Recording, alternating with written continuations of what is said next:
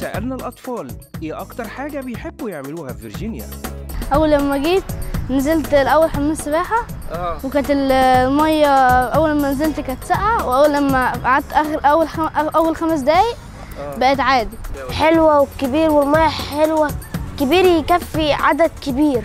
طلع البحر بكرة وبقى فيه هوا حلو كده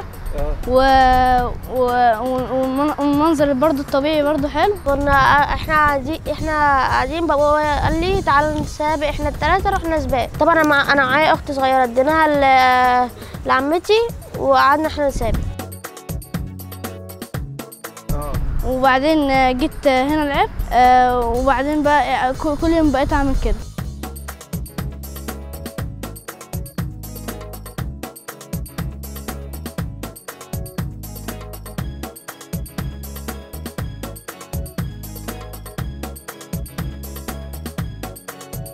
فيرجينيا الساحل الشمالي إحدى مشروعات شركة سوليد للتطوير العمراني.